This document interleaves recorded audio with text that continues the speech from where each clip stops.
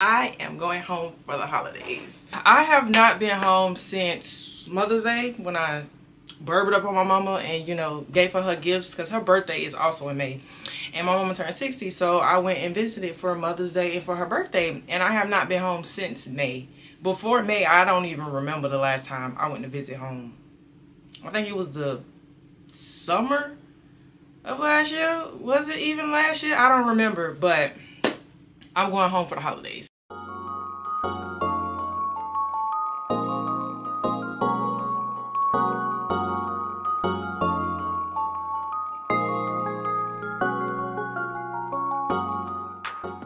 It's your Java the Ruler back with another video. If you are new here, welcome to my channel. If you are not new here, my A1 Day One's like, what's good with y'all? Thanksgiving is coming up. Happy holidays to everybody. And my niece also just had the baby that I've been telling y'all about for the longest. She had the baby last month on the 20th. So she is finally here and I have not seen her besides FaceTimes, pictures, videos. So I'm going to see her and I'm also going to visit my family for the holidays, for Thanksgiving. Whew. Now, normally I do not announce when I'm traveling home for so many reasons, but everything gonna be okay, all right? It's just that drive though. I'm from 4 hours south of where I'm currently at, right? So I live in Jacksonville, but I'm from Highlands County, which is a very, very small city called Lake Placid. That drive kills me. Like, I think really that's the reason that I don't visit home as much, because it's a 4 hour drive going and then it's a 4 hour drive coming back. Baby, that's 8 hours. That's a whole shift at work. Okay, that is a shift at work on the road. And I do not like driving. The drive is what stops me, but I'm not gonna let it stop me this time. I know I'm gonna hate it every time I get on that road and I start driving. I get about 2 hours in, my playlist be bumping, everything be good, and I'm like, okay, I can do this. But after about 2.5 to that 3 hour mark heading there, I'll be like, what did I get myself into? It's always the point where I'm so far in the drive that if I turn around, it'll just be a waste, like, of straight gas. So I always get tired of the drive when I'm too far into it. But we just gonna bite the bullet and we gonna go. But also, I wanted to talk about, since Thanksgiving is coming up and I'm going home to visit my family for the holidays, I want to talk about Thanksgivings in prison, right? So I remember when I was locked up, I've never been really like traditional, family oriented. Like, we don't really have traditions and stuff that we do for Christmas. Some Christmas we didn't even celebrate. So holidays wasn't like a big deal, you know, in my household. I know there are some people who, when it comes down to the holidays, they have family flying in. They do all kind of games, activities. Like, they get to see family members they haven't seen in forever, like new babies and everything. But it wasn't like that for my family. For one, most of my family lives in Highlands County. So I seen them all the time. So it wasn't no big, oh, you got to travel, go see family. Like, that wasn't a thing. Like, most of my family lived there. And the family that lived out of town, like, we hadn't talked to them in like years, you know what I'm saying? Like, so I didn't really know them. It wasn't a big deal. So when I got locked up and the holidays came around, I never really thought holidays would affect me. And I would say the first couple holidays, it was like, you know, it is what it is. Like, I was miserable because I was in prison, but the holidays didn't make me more miserable than any other day. Now, it does hit people different. If you have traditions, if holidays are a big deal for you and your family, it will hit you different, because after a while, when I say probably like my fourth holiday season, and the horrible part about it is Thanksgiving and Christmas, they roll right into each other. So that season is one big loop. So you have, once everybody knows after Halloween goes, it's officially Thanksgiving and Christmas. Like, it's over. The 1st of November. That's when people start putting up their trees. Some people start putting lights and everything outside their house. I've been driving home and I've seen houses that are 100% decorated with Christmas lights. Okay? They not even playing. It's like the season starts November 1st and it doesn't end until December 26th. Because Christmas is officially over December 26th. I don't want to see no more wrapping paper. I don't want to hear no more Christmas jingles. I don't want to hear none of that. And I remember when I was working at the hair store, they used to kill me when November 1st came, because you know how they have the music and stuff playing. It was always Christmas music. And it's like, can we please listen to something else? I am tired of hearing jingle bells. Okay? I am tired of hearing it.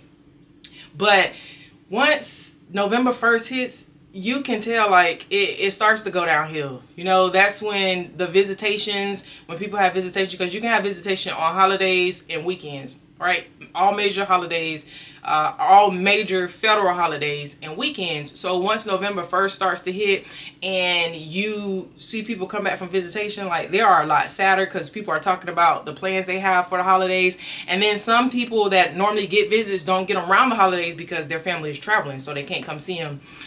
So the holidays definitely hit different. And it's like on Thanksgiving and on Christmas, it's the federal holiday, so you don't work in prison, thank God. That's the biggest blessing, okay, of the holidays. You don't work, but you don't work. There's no mail. You do not get to go to any activities. The compound is like shut down. All departments are shut down except child. That is the only place you can go. Sometimes they'll open up the library, but child is the only place you can go. So it is very depressing around the holidays because at least throughout regular days, you can, you know, rip and run. You can go perpetrate.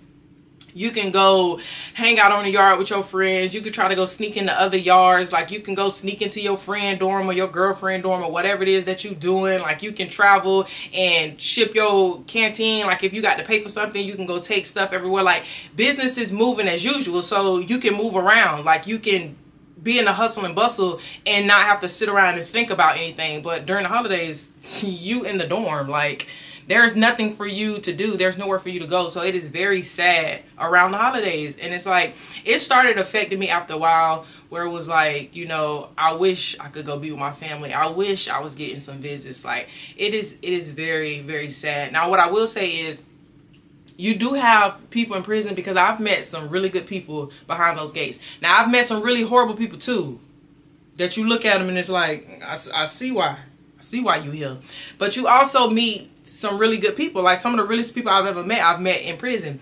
And when you do establish like a friendship or a bond with folks, holidays aren't the worst. Now, of course, you're sad because who would not rather be home? You know, it's nothing you can do in here that would make me be like, this is better than being free.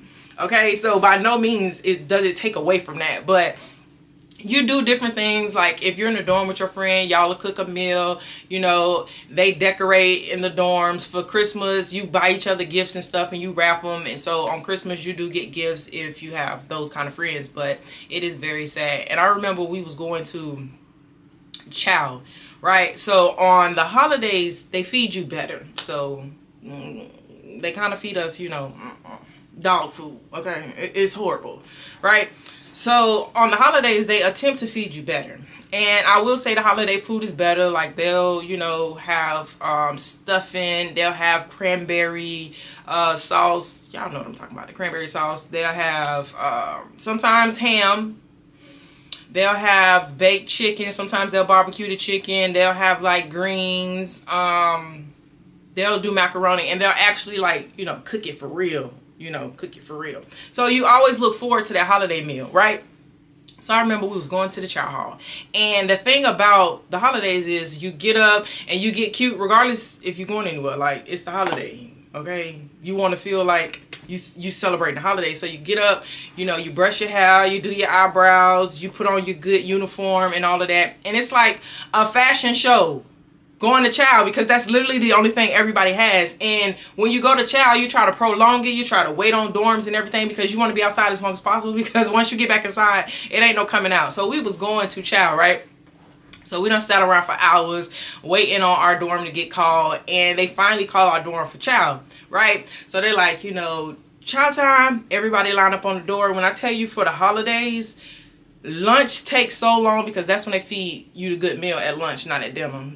When you get that meal at lunch, it's bag lunches for dinner. What is a bag lunch? That is a peanut butter and jelly sandwich. That is an apple. That is a cookie. Okay? That's what a bag lunch is. When they cook like that for you for lunch, you get in a bag. You get in a bag dinner. It ain't no. They're not cooking again that night. They not cooking. Okay, you get in a bag lunch, and then sometimes they deliver them to the dorm, which sucks because it's like, can I walk outside? I've been in here for 24 hours. Can I walk outside? But we was getting called for chow, so we heading for chow, and like our dorm was one of the last ones to go. And on holidays, every single person is going to the chow hall. Every single person, right? So we one of the last dorms because it is after count and everything. So I'm like, okay, so we going to chow. We get in the chow hall. They ran out of ham.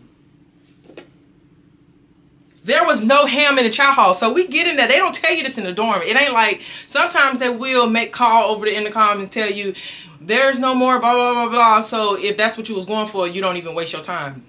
There was no ham and they didn't tell us. So we get the chow hall. We getting our plates and stuff, you know. Like, okay, we finna eat, period. Like, the food finna be good. They told us it was no ham. When I tell you it was almost a riot in that chow hall, what y'all mean it ain't no ham? And every single time they run out of food, it's only one reason.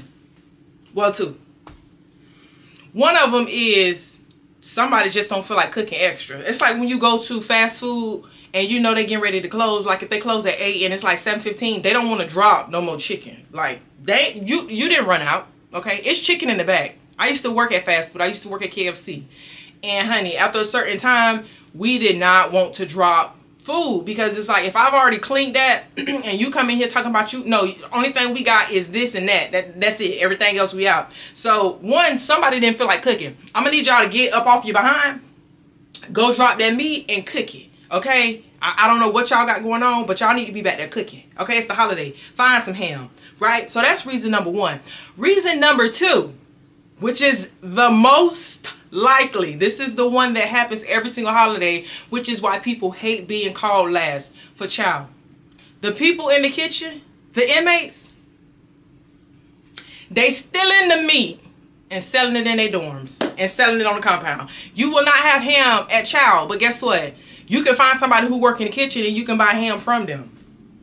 They always steal the ham. They always steal the eggs when we have boiled egg days. They always steal the chicken on leg quarter day. They take it.